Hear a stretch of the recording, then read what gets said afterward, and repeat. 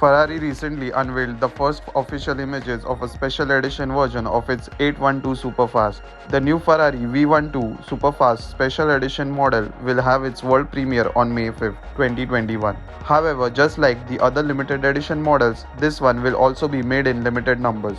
This limited edition model will get several cosmetic and mechanical updates over the standard 812 Superfast, which it is based on. The updates include a carbon fiber blade running across the hood, an aggressively designed front bumper and splitter, a lightweight aluminium panel replacing the glass at the back, a larger integrated spoiler, and new exhaust tips. The car also gets a massive new diffuser.